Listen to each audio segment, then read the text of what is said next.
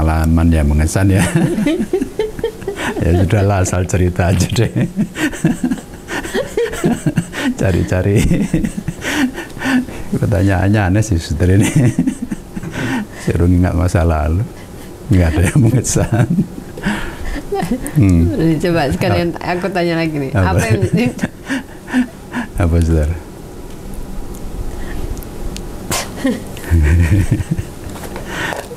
Aduh, gawat ini.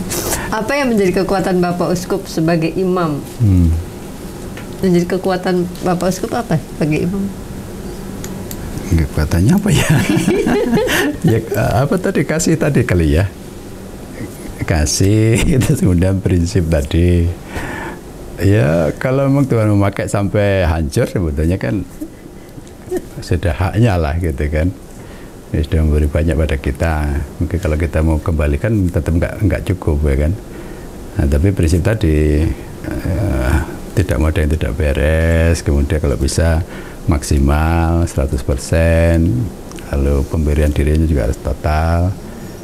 Iya. Kalau kasih agape itu menurut saya memang nggak bisa ditawar, dia harus membuat kita betul-betul habis untuk Tuhan gitu ya. Kasih agape itu. Nah kekuatannya mungkin di situ ya. Iya. Nah, tapi kan tidak boleh sombong juga. Karena namanya apa, kekuatan sendiri pasti tidak mampu. Nah itu tadi mungkin yang mengatakan doa-doa. Nah doa orang hidup mungkin tidak cukup ya, doanya Bapak Ibu yang sudah meninggal. Karena kita sudah mohon tiap kali supaya bahagia di surga dan menjadi pendoa bagi keluarga ya. Mungkin itulah maksudnya ya. Ya. Kalau dicelakai ya nggak tahu kalau itu sudah dunia dunia lain suster. Tapi dari situlah saya kayaknya sih hidupnya mengalir, tapi sesuatu yang sebetulnya sangat saya apa ya, hidupilah gitu, tidak hanya sekedar mengalir ya. Mungkin lebih mengalirnya itu ketika misalnya apa yang saya pikirkan, apa yang saya cita-citakan tidak persis yang saya capai. Itu sebenarnya juga tidak boleh kecewa. Tadi kan saya melihatnya tuh usaha sudah maksimal, tapi hasilnya nol ya nggak apa-apa, begitulah, nggak boleh disalahkan. Karena kalau misalnya hasilnya nol itu disalahkan, itu banyak orang yang sudah stres nanti, frustrasi, anak-anaknya dimarahi terus ya kan, karena tidak berhasil. Nah itu tidak menghidupkan, mematikan begitu ya. Nggak tahu benar nggak prinsipnya, setelah yang menentukan nanti. Bapak Uskup ketika melayani umat dan bersama umat, pengalaman apa yang paling menyentuh untuk Bapak Uskup ketika melayani dan bersama umat? Ya saya gini, ketika ada orang yang kemudian bisa mengerti ya, mengerti betul menjadi Katolik, mengerti betul apa artinya menjadi anggota gereja Katolik, mengerti betul apa artinya mengasihi ya, itu ya artinya saya akan apa ya, bahagia, akan bahagia. Sukacita ya. Tadi kan saya membayangkan bahwa menjelaskan tentang keselamatan oleh gereja Katolik ini kan nggak gampang gitu ya. Tapi kalau ada orang yang sudah sampai ke sana, itu bisa kita lihat misalnya kan dari sharingnya bagus, dia menghayati betul artinya menderita, apa artinya menjalankan kasih agape tadi itulah. Nanti misalnya kalau dilihat dari hidupnya kan menderita, dia sudah harus ngurusi orang tua, ngurusi adik-adiknya sampai apa misalnya ya, sampai habis betul hartanya dan segala macam, tapi dia tetap mengatakan mungkin ini cara Tuhan memakai saya untuk mengurusi semua atau mencintai orang lain dan dia tidak marah. Nah itu saya senang sekali gitu. Saya merasa apa ya, ikut berbahagia bahwa ada orang yang sampai ke sana. Karena tidak mudah itu, karena yang lebih sering itu unsur egonya itu yang lebih besar itu. Dia menjadi marah, nanti sampai doa novena kapan saya bebas dari orang tua yang harus saya urus ya kan. Orang tuanya sudah sakit-sakitan ya, dia merasa terbebani. Nah itu saya sedih sebenarnya karena dia merasa mau bebas dari orang tua yang merepotkan ini. Tapi kalau kemudian ada yang justru refleksinya dia sangat bahagia melayani ibunya yang mungkin sudah jompo, kemudian ya pokoknya merepotkan lah. Dia semuanya bisa berkembang karirnya menjadi bagus. Kalau ibunya ini mungkin tidak ada, ya, tapi dia tidak mengharap ibunya tidak ada. Dia merelakan karirnya tertahan sementara untuk bisa melayani ibunya. Nah, itu saya ikut terharu gitulah.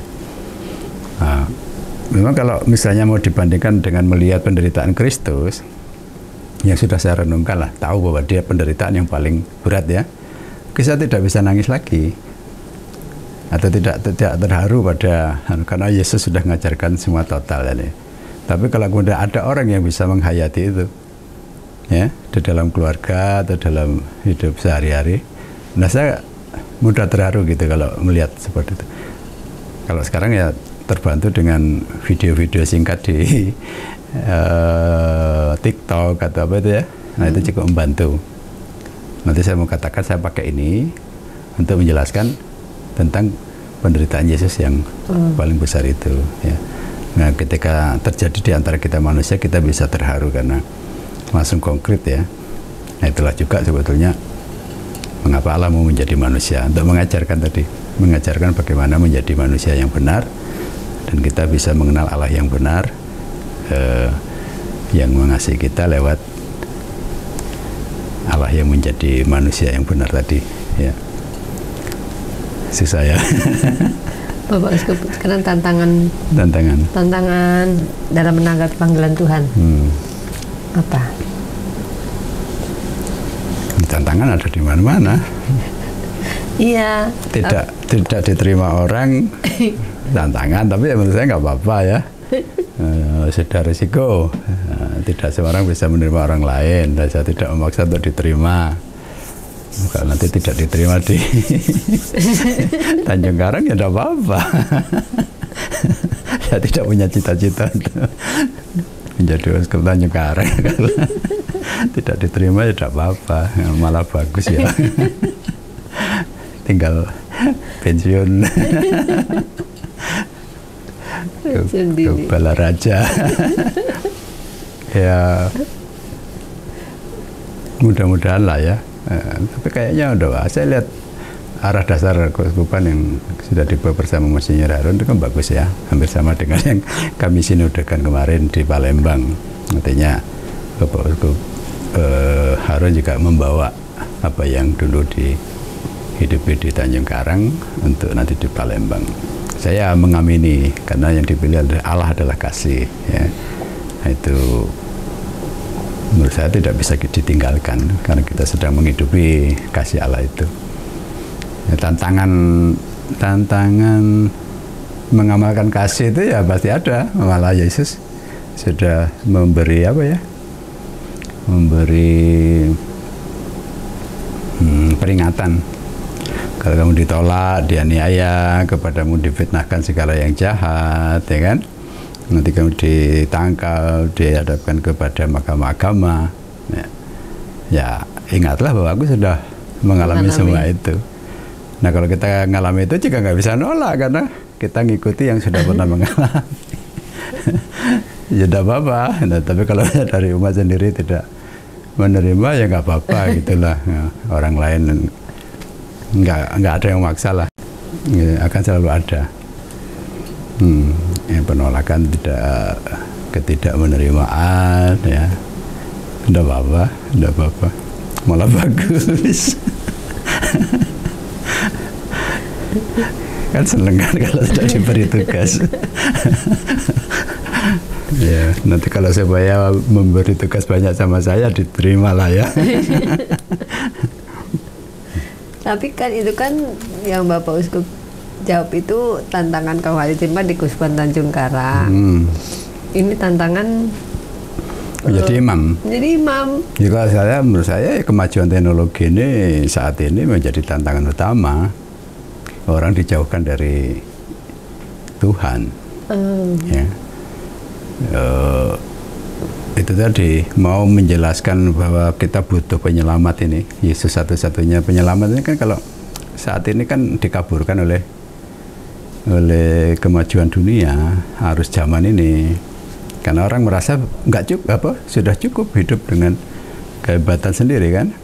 Itu yang namanya nanti dunia maya, terus apa, ada metaverse, ada apa segala macam itu ya. Itu memang tantangan utamanya, dunia menjauhkan kita dari Tuhan. Karena menawarkan kayaknya apa yang dulu kita butuhkan dari Tuhan gitu kan. Padahal sekarang manusia bisa membuat apapun, apa yang mau dicari, diinginkan bisa dengan segera didapat ya. Nah, tapi ada satu yang tidak bisa didapat oleh manusia, yaitu keselamatan. Karena manusia tidak dapat menyelamatkan diri sendiri, mau dengan sarana bantu sehebat apapun ya, tidak bisa. Nah, tantangannya bagaimana menjelaskan ini di tengah dunia dewasa ini. Nah, kita butuhkan orang-orang muda yang punya dunia itu, yang mudah connect dengan dunia digital ya. Kita beri apa ya, ruang dan waktu. Kita beri ruangnya, tapi juga beri isinya, isi yang harus disampaikan ya. Itu kalau menurut saya makin relevan ketika dunia makin maju kan, yang bisa ikut kan tidak banyak. Yang tergerus, yang terlindasi malah makin banyak gitu, korbannya itu banyak. Itulah yang namanya yang tersingkir, yang nanti juga pasti akan miskin,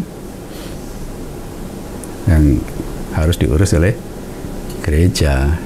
Option for the poor, pilihan pada mereka yang paling miskin itu memang justru sudah diingatkan Yesus, orang miskin akan ada padamu sampai akhir zaman. Nah, itulah tantangannya, mengkonkretkan itu nanti di dalam kehidupan menggereja dan di tengah masyarakat itu harus ya, mungkin ditolaknya di situ nanti karena merepotkan ini. Pasti merepotkan, membuat sulit umat, semuanya ke gereja yang enak-enak lah, nyaman, berdoa begitu kan. Nggak usah ditambah tugas melayani orang miskin, melayani masyarakat, kesejahteraan umum, ya kan? Ya, tapi kalau saya kalau sudah sadar panggilan kita ke sana sebetulnya ya tidak bisa ditolak. Iya. Jalan nanti daripada saya banyak omong susah mempraktekkan di Tanjung Karang, ya. Malah dikira janji-janji nanti ya. Nah, mengapa Bapak Uskup dulu mengambil studi lanjut di bidang kitab suci? Nah, boleh dong Bapak Uskup share pengalaman studi. Waktu berangkat sebetulnya belum berpikir soal teologi kitab suci. Ke Monsinyur Aloysius dulu mintanya kalau bisa teologi sosial. Karena pada waktu itu saya di Komisi Kepemudaan, tetapi membantu juga di Pansos. Pansos. Di Pansos itu kayaknya butuh orang yang nanti bisa melanjutkan karya Pansos gitu. Ya, tapi ketika sampai di sana tidak terlalu ya istilahnya, seperti tidak terlalu urgent gitu lah. Ya, kemudian apa yang paling kalau teologi dogmatik kayaknya sudah ada biasanya yang mudah nanti bisa mengaitkan dengan banyak hal ya kitab suci. Maka kemudian ambilnya teologi kitab suci. Lalu murninya sebetulnya 2 tahun pertama 2009 sampai 2011 itu belajar bahasa. Jadi masih disambung di sana, walaupun di Jakarta pernah kursus 6 bulan ya. Di sana wajib kuliah bahasa itu sampai 2 tahun. Nah, kalau sekarang zaman Angkatan Romo Anjar ini kan harus 1 tahun di negaranya gitu sebelum datang ke sana ya. Nah, sekarang dengan belajar teologi kitab suci itu tadi saya bisa mengaitkan banyak hal, karena sumber iman kita itu kitab suci, tradisi suci, dan magisterium. Jadi dengan 3 ini, ada 3 komisi ini ya sebetulnya ya terkait ada satu sama lain. Bicara liturgi juga bicara kitab suci, bicara teologi juga bicara kitab suci. Ketika misalnya meneruskan tradisi kan banyak kan menjadi liturgi itu ya, tidak lepas dari kitab suci. Dan menurut saya nanti mungkin harus juga membuat yang namanya titik tolak utama yang memahami kitab suci ini. Nah, saya itu menuliskannya dalam disertasi yang saya kasih judul panggilan kesempurnaan. Matius bab 5 ayat 48. Jadilah kamu sempurna seperti Bapamu di surga sempurna adanya. Nah, itu saya pakai untuk mendasari semua panggilan yang saya hidup ini. Karena arahnya ke sana. Ya. Nah, karena sempurna berarti nilai tertinggi dari segala kebaikan tadi, cinta kasih agape tadi, lalu juga tuntutan resiko yang akan diterima oleh orang-orang yang mengejar kesempurnaan itu, ya, dengan mengikuti Kristus sampai kalau bisa ya resiko salib. Resiko salib itu saya merenungkannya sampai resiko kemartiran gitu ya. Mungkin di Indonesia belum ada. Zaman kemartiran hampir terjadi tapi tidak jadi ya. Tapi kayaknya kalau tidak pernah melewati itu susah berkembang ya. Vietnam pernah mengalami masa itu hingga gereja sekarang menjadi sangat besar. Korea Selatan juga ya. Korea Selatan itu menjadi Katolik terbesar di Asia ya saat ini. Tapi semua pernah melewati itu. Nah, mungkin kita di Indonesia ini masih dienakkan dalam arti tidak mengalami kesulitan sampai sebesar itu. Ya. Nah, apakah nanti akan menjadi gereja yang berkembang saya tidak tahu. Tapi kalau pernah mengalami itu dan kita konkret menghayati resiko salib itu, biasanya menjadi pupuk untuk benih iman ya. Ya nggak tahu sih apakah kan sampai ke sana ada zaman kemartiran di Indonesia, saya tidak tahu. Apakah tidak boleh? Kalau tidak mungkin untuk menghayati tadi ya resiko salib tadi itu tidak gampang memang kalau tidak ada contoh konkretnya. Ya. Iya, betul susah. Ya mungkin di Lampung nanti ya. Tidak tahu saya. Ya tidak boleh takut ya. Mungkin arahnya memang mendekati ke sana. Habis ditabiskan salibkan. Lah salibkan tidak apa-apa. Saya nggak punya beban lagi, nggak ada yang saya tinggalkan. Nah, kan tugas terakhir Bapak Uskup adalah sebagai ketua komisi kata ketik, ketua komisi liturgi, ketua komisi kitab suci. Loh, kok tugas itu kok diborong sendiri loh? Karena nggak ada orang. Nggak ada orang apa ya? Nggak ada orang, ya. Jadi walaupun sudah Keuskupan Agung sini kami masih kurang tenaga, ya. Jadi tidak hanya saya, sebenarnya banyak sekali yang double seperti ini tugasnya. Ya. Memang sudah agak berkurang. Saya cuma 3. Dulu waktu Pastor Paroki Pelaju itu saya ngajar seminari, sekretaris uskup, ketua komisi kepemudaan, kemudian pendamping mahasiswa, masih pengurus Unio, sampai 6. Nah, itu tadi pokoknya karena menurut saya itu semua pekerjaan yang harus dilakukan. Jadi tidak bisa ditunda. Terpanggil untuk itu tadi melihat tidak mau ada yang tidak beres ya kan. Masa tidak diurus. Nah, kadang memang memberi diri sampai itu nanti pasti kurang tidur segala macam, ya itu resiko. Nah, kemudian cara mengatasinya ya kalau biasanya dibilang orang umur sekian itu tidurnya ya harus 8 jam atau ya, nah itu aja yang saya kurangi kan, membuat cara bagaimana tidur singkat tapi efektif, jadi bisa bekerja. Karena prinsipnya juga orang yang mau bekerja itu yang ditambahi terus pekerjaan. Orang yang sudah banyak gawean itu yang bisa mengatur waktu, ya kan? Iya. Dan dia biasanya kok nggak pernah lepas dari orang-orang ini. Jadi karena mereka lah yang sebetulnya mau bekerja gitu. Kita coba percayakan pada orang lain, kok nggak jalan ya karena nggak terbiasa tadi. Nah, jadi makin sibuk orang ketika diberi pekerjaan itu biasanya malah bisa mengatur waktunya karena dia sudah terbiasa untuk bekerja untuk orang lain. Ya kalau ya kerjanya mungkin 20 jam ya sehari ya enggak apa-apa. Yang penting saya di Palembang ini bebas, saya punya kantor di mana-mana. Yang penting hasilnya begitu kan. Karena kalau kerja kantor yang harus dengan jam sekian mungkin membuat satu artikel nggak bisa. Iya. Tapi kalau kemudian kerja di rumah, lembur di kantor paroki, saya bisa sampai pagi misalnya, itu kan bisa ya paling nggak selesai lah kan, ngurusi bahan bulan tak suci, nanti bahan bulan liturgi, bahan Advent, bahan bulan arwah, bulan kebangsaan, bulan Maria, ya kan? Setiap bulan ada bahan yang harusnya dibuat itu rata-rata 4 minggu, bahan untuk 4 minggu, jadi 4 pertemuan.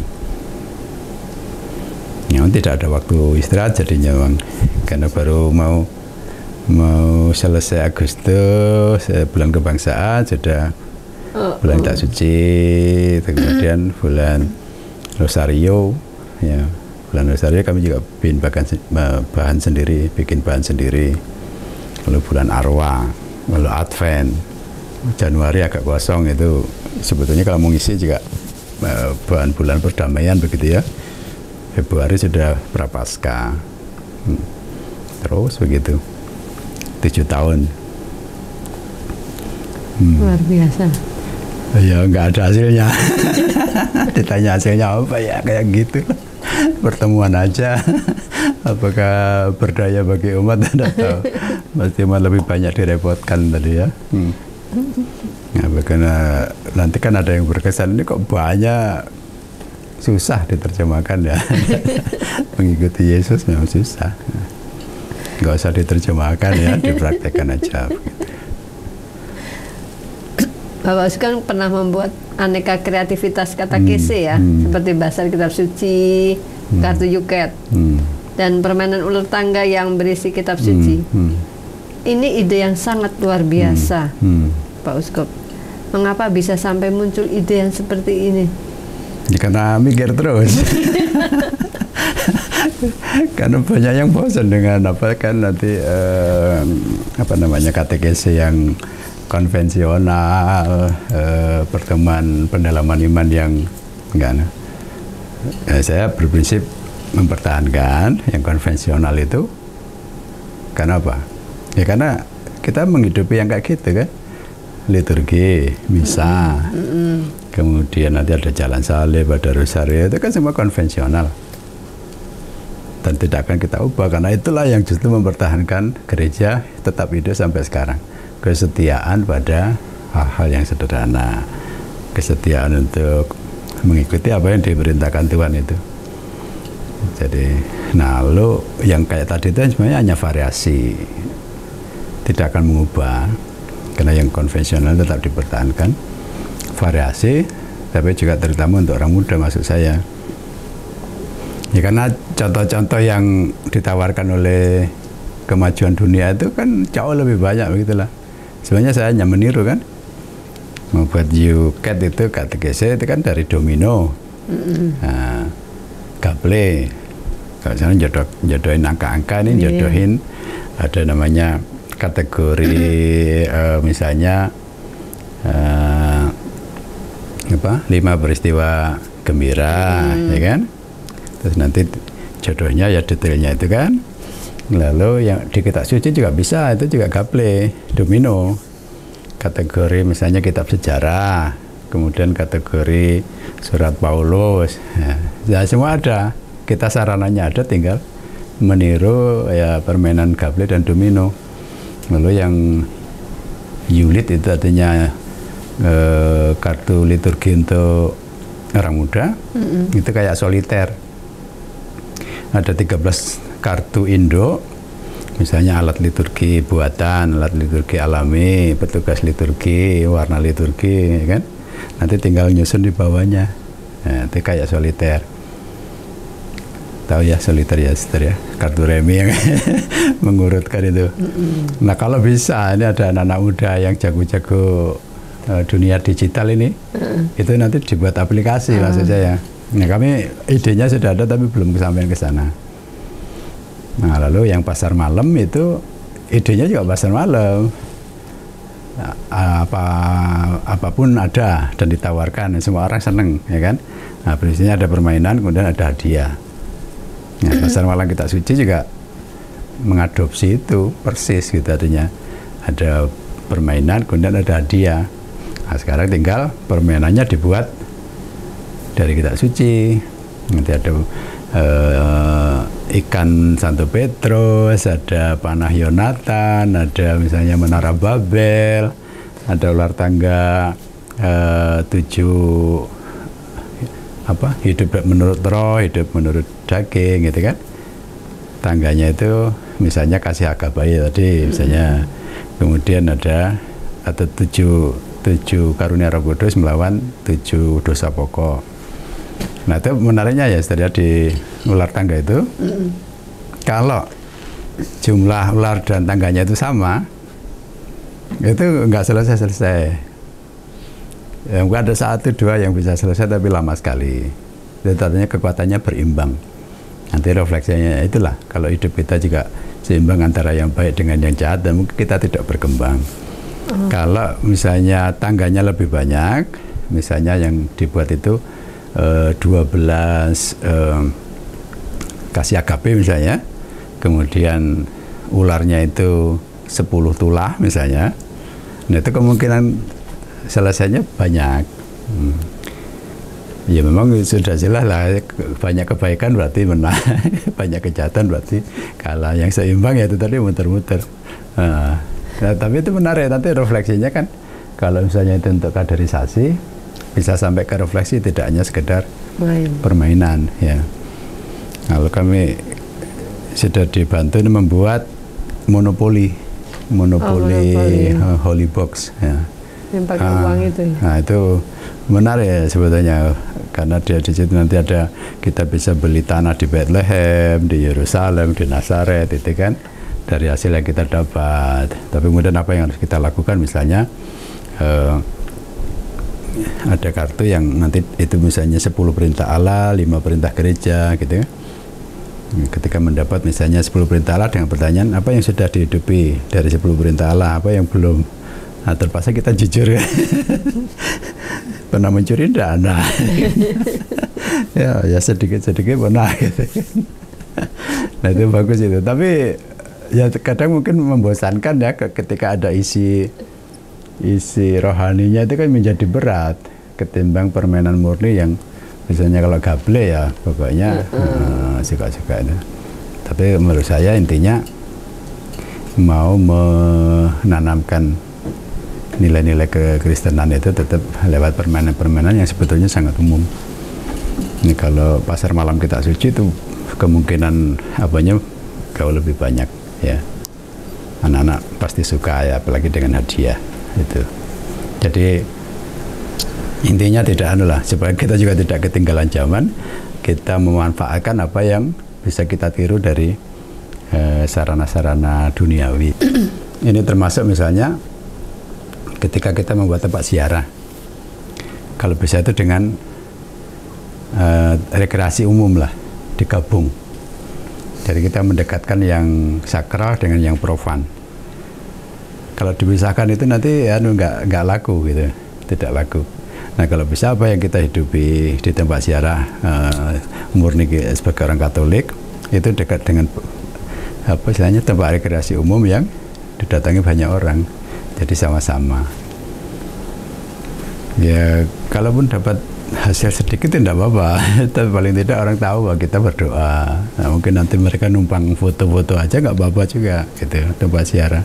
Mereka menjadi tahu yang namanya kita tidak menyembah patung, ya kan? Nah, itu harus didekatkan antara yang sakral dengan yang profan. Jadi tidak lagi dipertentangkan secara frontal begitu, malah didekatkan supaya langsung dilihat secara bersama-sama gitu. Ya. Ya, Bapak Uskup kan memiliki devosi kuat ya terhadap Bunda Maria, sampai-sampai membuat lagu-lagu Maria. Sudah berapa lagu Bapak Uskup buat? Maria, kalau lagu Maria berapa ya? 8 atau 10 begitu ya. Tapi lagu rohani yang lain juga sudah. Kalau di total semua mungkin sudah 60-an lagu. Ada yang juga lagu-lagu pop umum. Itu sudah dibuat CD-nya belum Bapak Uskup? Yang lagu pop umum itu sudah 2 album. Oh, sudah 2 album. Tapi ya? yang nyanyi adik-adik saya. Saya tidak ikut campur yang karena kata-katanya populer lah ya. Kalau yang rohani ya saya baru. Nah, kalau tadi devosi kuat terhadap Bunda Maria, bagi Bapak Uskup siapakah Bunda Maria itu? Aduh, kalau itu saya harus sampai ke sini. Wakil umat beriman yang paling layak dan pantas gitu. Nah, walaupun saya tidak bermaksud mensejajarkan dengan Yesus ya, tapi kayaknya memang harus ke sana gitulah. Kalau ke pengantaraan kan Yesus pengantara tunggal satu-satunya untuk keselamatan. Tapi Bunda Maria juga disebut perantara partisipatif ya. Tapi yang paling layak dan pantas untuk mewakili manusia. Maka Yesus dari pihak Allah, Bunda Maria dari pihak manusia. Maka dia disebut sebagai contoh umat beriman yang pertama ya. Kemudian ya contohnya itu yang tidak berdosa, itu menurut saya masuk akal ya. Sudah layak dan pantas tadi. Layak dan pantas untuk menjadi contoh manusia beriman yang memang nanti diikuti oleh umat beriman yang lain gitu kan. Nggak kemudian menjadi ratu para kudus, bunda gereja, bahkan kemudian akhirnya bunda Allah ya. Itu ya layak dan pantas. Kalau menurut saya dengan kapasitas dan status seperti itu, kalau kita nggak bisa menimba banyak rahmat dari Bunda Maria kan keliru sebenarnya. Makanya tidak hanya rahmat, maka juga inspirasi untuk membuat lagu yang nanti juga nggak cukup nggak habis-habisnya. Yang mau kita katakan tentang Bunda Maria itu mau miliaran lagu juga bisa sebenarnya gitu, karena dia sumber inspirasi utama untuk mewakili pihak manusia, umat beriman tadi. Kalau sampai tidak berdevosi pada dia menjadi keliru karena dia pengantara segala rahmat. Jadi malah salah kita atau malah bodoh gitulah. Kalau tidak memakai sarana yang diberikan oleh Allah ini. Karena dia wakil dari umat beriman, wakil dari manusia bahkan. Nah, dari pihak Allah bisa mengalahkan siapapun, Allah bisa mengalahkan setan. Tetapi untuk bukti keselamatan harus ada manusia yang bisa mengalahkan setan. Nah, itu Bunda Maria dengan simbol dia menginjak kepala ular itu ya untuk mengatakan ya bisa manusia mengalahkan, bisa manusia nanti menjadi sempurna. Karena itu panggilannya, bahkan perintah, jadilah kamu sempurna ya. Nah, contoh yang paling agung untuk menjadi manusia sempurna ya Bunda Maria. Kalau Yesus kan karena dia juga Allah, walaupun dia manusia, contoh manusia yang benar dan sejati Yesus. Tapi itu karena dia juga dari pihak Allah, gitu kan? Karena dia adalah Allah, walaupun juga sekaligus manusia.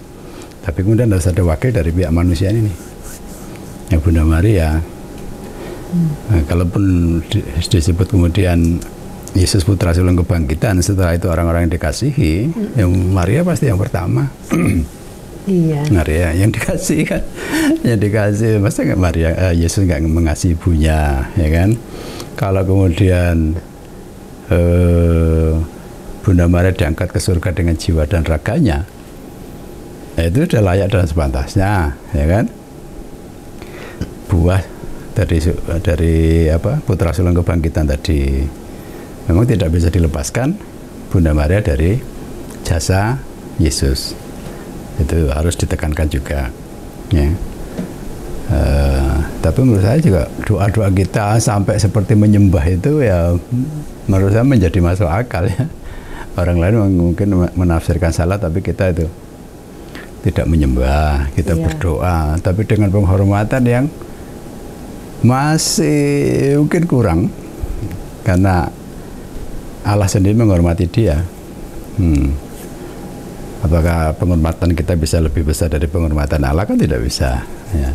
Artinya kalaupun yang sudah maksimal kita buat ini dengan devosi, dengan perarakan, dengan prosesi, patung dan segala macam, itu tetap belum cukup sebetulnya untuk memberi tempat selayaknya Maria di hati umat beriman. Ya. Masih kurang. Nah, lagu pun nggak habis-habis. Mau buat Maria apapun bisa idenya. Ya. Nah, Bapak Uskup, pastilah kami semua tuh ingin mendengarkan Bapak Uskup menyanyikan satu buah lagu karangan Bapak Uskup sendiri tentang Bunda Maria. Mau pakai ya biasanya pakai yang nilon. Lupa tadi saya tegur apa mau diganti? Lagu apa sudah? Diganti. Mau diganti gitarnya. Ya, ini boleh. Lagu apa? Lagu Bunda Maria. Bunda Maria yang saya hafal ya.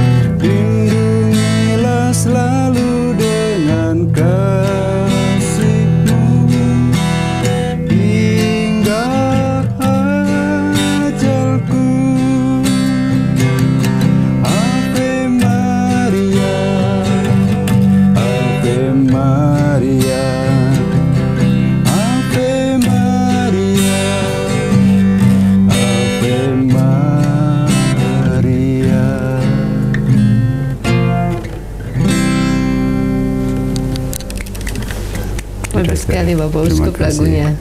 Ini dia. Merinding aku. Aku tidak tahu lagu keberapa. Oh, ini sudah dibukukan ya? Ya, tapi tidak semua itu lagu-lagu Maria, tapi punya saya di belakang-belakang. Oh. Nah, Bapak Uskup, apakah ada yang ingin Bapak Uskup sampaikan kepada keluarga, umat, para imam, rekan-rekan uskup, atau yang lainnya? Baik untuk di Keuskupan Agung Palembang yang nanti Bapak Uskup tinggalkan, maupun di Keuskupan Suffragan Tanjung Karang. Baik, terima kasih. Karena saya di Komisi Kateketik ya, saya mau merefleksikan tugas kateketis saat ini ya, menuntut kita untuk semakin menunjukkan fungsi dan identitas kita sebagai garam dan terang dunia ya. Nah, dengan tuntutan harus semakin aktual dan relevan. Maka menurut saya sarana bantu untuk bisa mengerti tugas katekese yang dalam arti pengajaran benar gereja ini dan bagaimana kemudian harus dipraktekkan dalam hidup kita di tengah dunia pada saat ini. Kalau di konteks Indonesia itu menurut saya sangat jelas bagaimana kita menjadi Katolik yang sejati dan menjadi Indonesia yang sejati. Nah, itu yang terkait dengan apa yang tadi saya katakan, dimanapun gereja Katolik berada, itu berarti dia ada untuk kesejahteraan umum. Gereja Katolik di Indonesia berarti terpanggil untuk membantu kesejahteraan umum rakyat atau bangsa Indonesia. Nah, itu mungkin catatan kuncinya di situ menurut saya. Nah, sekarang kan mempraktekkan bagaimana kita membuktikan diri selalu ada untuk kesejahteraan umum. Itulah tugas kita bersama. Begitu. Mudah-mudahan justru saya terbantu di Tanjung Karang, ya. Karena mungkin sudah ada pengalaman tentang itu, apalagi sudah Ardasnya menurut saya mengarahkan kita ke sana. Sehingga panggilan kita tuh sangat jelas, ada panggilan ke dalam, panggilan internal, dan ada panggilan keluar, eksternal. Nah, kalau dilihat dari 5 pilar, ya setelah saya coba renungkan, karena di katekese ini pada akhirnya harus menemukan kata-kata kunci begitu ya. Nah, saya melihat 3 pilar pertama itu untuk ke dalam, liturgi, kerugma, dan koinonia. Lalu 2 pilar yang kedua itu untuk keluar, yang nomor 4 dan 5 itu diakonia dan martiria, ya. Nah, supaya tidak keliru, karena diakonia ini kan masih banyak diterjemahkan ke dalam. Kalau dari apa yang saya coba hidupi di pengajaran katekes itu kayaknya memang harus keluar. Nah, lo yang pelayanan ke dalam itu di mana? Itu ada di koinonia. Menghidupi persekutuan itu ya seluruh aspek, ya kan? Ya walaupun internal ya kita bicara ekonomi, bicara pendidikan, bicara kesehatan. Maka koinonia itu meliputi semua. Nah, itu sama dengan ketika kita diakonia melayani keluar, kita juga memikirkan tentang aspek ekonomi, karena memang yang mau dicapai adalah kesejahteraan umum. Nah, barangkali itu bagaimana kita terpanggil, karena ini juga hasil dari pertemuan nasional komisi kateketik yang belum lama di Muntilan, ya, bagaimana menjadi Katolik sejati dan menjadi Indonesia sejati. Itu tidak pernah bertentangan, karena sama sebetulnya. Itu tadi bahwa gereja Katolik ada untuk kesejahteraan umum itu memang tidak mempertentangkan antara hidup beriman kita dengan hidup bermasyarakat. Baik, Bapak Uskup. Ya, terima kasih. Terima kasih Bapak Uskup Afin sudah berkenan untuk berbincang-bincang dengan kami di acara podcast ini. Jadi serius di akhir. Sobat Komsos, demikian tadi perjumpaan saya, Suster Francisca FSGM, dengan Yang Mulia Bapak Uskup Vincentius Setiawan Triatmojo. Seiring berjalannya waktu, kita pasti akan lebih mengenal dan dikenal oleh uskup kita yang baru ini. Semakin kita mengenal, semakin pula kita saling menyayangi. Benar kan, Insinyur? Sudah dari awal harus saling menyayangi. Tugas kita. Tidak hanya karena kenal, musuh aja disayangi, ya kan, apalagi yang dikenal begitu. Dan jangan lupa kita tetap akan mendoakannya. Sampai jumpa di podcast selanjutnya. Dah.